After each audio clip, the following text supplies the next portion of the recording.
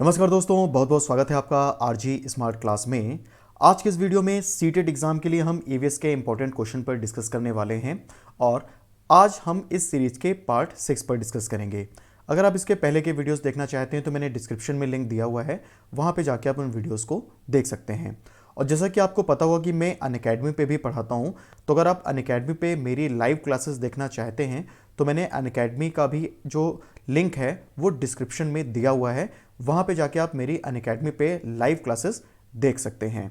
तो चलिए शुरू करते हैं आज का सेशन। और हाँ, अगर ये वीडियो आपको अच्छा लगे तो इसे लाइक करिएगा, शेयर करिएगा और कमेंट करके जरूर बताइएगा कि वीडियो आपको कैसा लगा।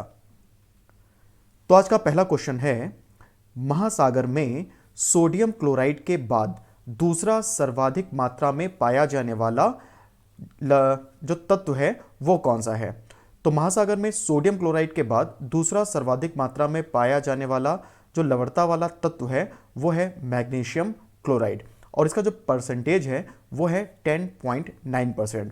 आपको पता होगा जो महासागर का जल होता है उसमें सर्वाधिक मात्रा में जो पाया जाने वाला लवण है वो होता है सोडियम क्लोराइड और उसके बाद में दूसरा जो सर्वाधिक मात्रा में पाया जाने वाला लवण है वो है मैग्नीशियम क्लोराइड, जो कि 10.9% के लगभग में पाया जाता है।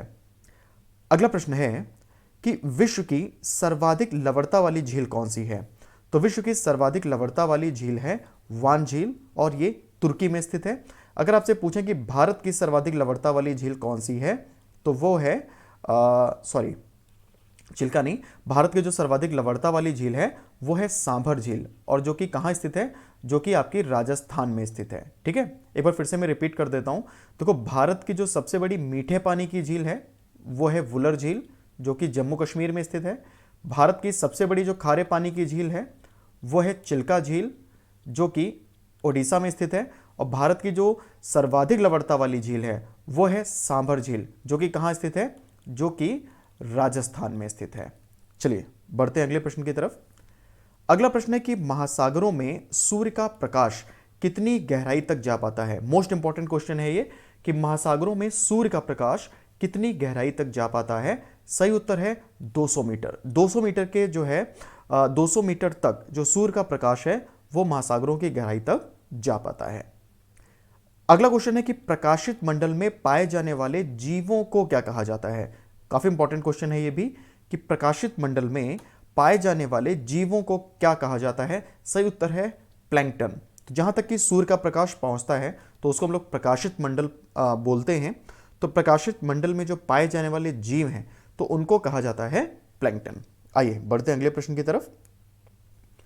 अगला प्रश्न है कि अप्रकाशित मंडल में पाए जाने वाले जीवों को क्या कहा जाता है। तो यानी कि जहां पे सूर्य का प्रकाश ना पहुंच पाए तो उसे हम बोलते हैं अप्रकाशित मंडल। तो अप्रकाशित मंडल में जो पाए जाने वाले जीव हैं उन्हें क्या कहा जाता है। तो इसका सही उत्तर है नेक्टन। नेक्स्ट क्वेश्चन है कि महासागर के तल में पाए जाने वाले जीवों को क्या कहा जाता है। तो महासागर के तल में जो पाए जाने वाले जीव हैं उन्हें बेंथस कहा जाता है। याद कर लेंगे, महासागर के तल में जो पाए जाने वाले जीव हैं उन्हें बेंथस कहा जाता है। अगला क्वेश्चन देखिए, महासागरों के जल की सतह का औसत तापमान कितना होता है। तो महासागर की जल की सतह का जो औसत तापमान है वो होता है 26 डिग्री सेल्सियस। ठीक है, महासागरों की जल की सतह का जो औसत तापमान होता है वो होता है 26 डिग्री सेल्सियस। अगला क्वेश्चन है कि विश्व की सबसे बड़ी नदी है, विश्व की सबसे लंबी नदी है। तो विश्व की सबसे लंबी नदी है नील नदी, जो कि अफ्रीका महाद्वीप में बहती है। और नील नदी का जो उद्गम स्थल है, नील नदी का जो उद्गम स्थल है वो है विक्टोरिया झील। याद रखेंगे, नील नदी का जो उद्गम स्थल है वो क्या है, विक्टोरिया झील। अगला क्वेश्चन है कि विश्व की सबसे बड़ी नदी है। तो विश्व की जो सबसे बड़ी नदी है वो है अमेजन और ये दक्षिण अमेरिका महाद्वीप में बहती है। और अमेजन नदी का जो उद्गम स्थल है वो है लेगो विल फेरो। याद रखेंगे क्या आंसर है, लेगो विल फेरो। ठीक है, अच्छा एक चीज और, जैसे कि जो ये सबसे लंबी नदी है और ये सबसे बड़ी नदी है तो दोनों में डिफरेंस क्या है। तो लंबी का मतलब जो है वो लंबाई से है और बड़ी का मतलब जो है वो चौड़ाई से है। तो सबसे जो लंबी नदी है वो है नील और सबसे जो चौड़ी नदी है वो है अमेजन। तो इसलिए अमेजन को विश्व की सबसे बड़ी नदी भी कहा जाता है। और एक इंपॉर्टेंट पॉइंट और कि नील नदी के बाद में जो विश्व की दूसरी सबसे लंबी नदी है तो वो भी अमेजन ही है। अब अमेजन जो नदी है ये दक्षिण अमेरिका महाद्वीप में बहती है और दक्षिण अमेरिका महाद्वीप को हम लैटिन अमेरिका के नाम से भी जानते हैं। और पृथ्वी पर जो सर्वाधिक वर्षा वाला स्थान है, हमारे विश्व में जो सर्वाधिक वर्षा वाला स्थान है वो है मासिनराम, जो कि कहाँ स्थित है, जो कि मेघालय में स्थित है। तो अगर आपसे क्वेश्चन पूछा जाए कि विश्व में सर्वाधिक वर्षा वाला स्थान कौन सा है, तो वो है मासिनराम, जो कि मेघालय में स्थित है। और अगर आपसे पूछें कि विश्व में सर्वाधिक वर्षा वाला महाद्वीप कौन सा है, तो फिर आपका जो आंसर है वो होगा दक्षिण अमेरिका।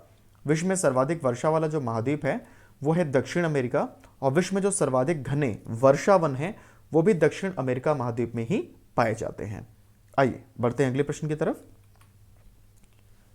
अगला प्रश्न है कि भारत में सर्वाधिक लवणता वाली झील, सही उत्तर सांभर झील, और ये राजस्थान में स्थित है। इसको हम लोगों ने अभी पहले ही डिस्कस कर लिया कि विश्व में जो सर्वाधिक लवणता वाली झील है वो सांभर झील है, जो कि राजस्थान में स्थित है।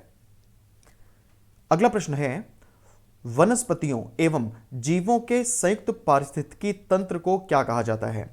तो वनस्पतियों एवं जीवों के संयुक्त पारिस्थितिकी तंत्र को बायोम कहा जाता है। मोस्ट इंपॉर्टेंट क्वेश्चन है, जरूर याद करिएगा इसको कि वनस्पति एवं जीवों के संयुक्त जो पारिस्थितिकी तंत्र है, जो इकोसिस्टम है, उसको बायोम कहा जाता है।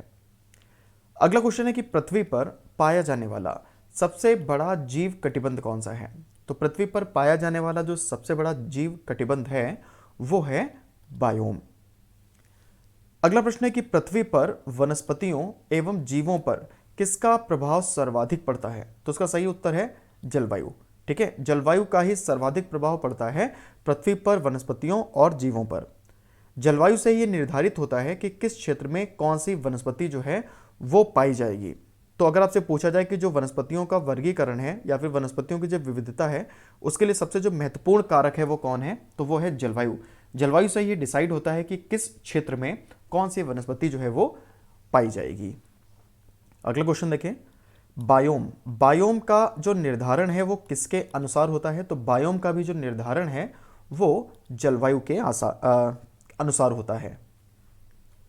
अगला प्रश्न है कि बायोम कितने प्रकार के होते हैं? तो बायोम जो है मेनली दो प्रकार के होते हैं।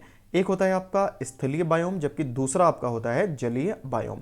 तो बायोम दो प्रकार के होते हैं, स्थलीय बायोम और जलीय बायोम। आइए बढ़ते हैं अगले प्रश्न की तरफ। अगला प्रश्न है कि स्थलीय बायोम के प्रकार हैं। तो स्थलीय बायोम के प्रकार हैं वनीय बायोम, घास बायोम, टुंड्रा बायोम और मरुस्थलीय बायोम। तो ये सब जो है स्थलीय बायोम के प्रकार हैं, जिनमें वनीय बायोम, घास बायोम, टुंड्रा बायोम और मरुस्थलीय बायोम हैं।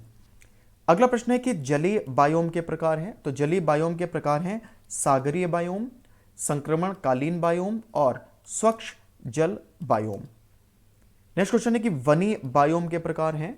तो वनीय बायोम के प्रकार हैं विषुवतीय वन बायोम, मानसूनी one biome, tundra one biome और कोणधारी वन बायोम। तो काफी इंपॉर्टेंट क्वेश्चंस हैं, जरूर याद करेंगे इनको।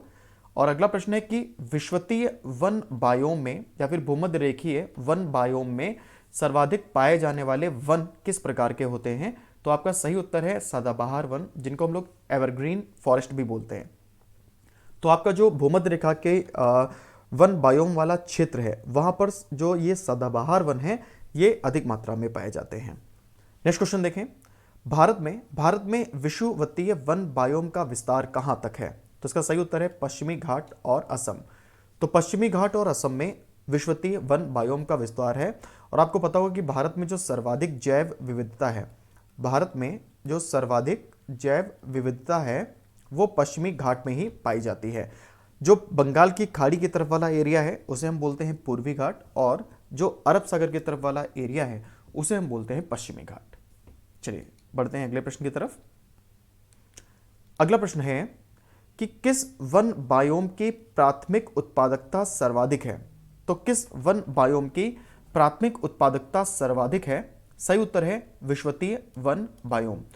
तो विषुवतीय जो वन बायोम है इसकी जो प्राथमिक उत्पादकता है वो सर्वाधिक होती है।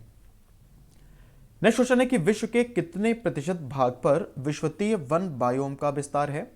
तो विश्व के कितने प्रतिशत ऐसे जो हैं भाग हैं जहां पर विषुवतीय वन बायोम का विस्तार है?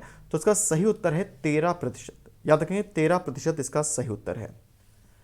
अगला प्रश्न है कि विश्व की कितने प्रतिशत प्राथमिक उत्पादकता विश्वतीय वन बायोम क्षेत्र में पाई जाती है? आपका सही उत्तर है 40%, 40% के आसपास में जो जैव प्राथमिक उत्पादकता है वो विश्वतीय वन बायोम क्षेत्र में पाई जाती है। चलिए बढ़ते हैं अगले प्रश्न की तरफ। अगला प्रश्न है विश्वतीय वन बायोम को अमेज़न के क्षेत्र में क्या कहा जाता है?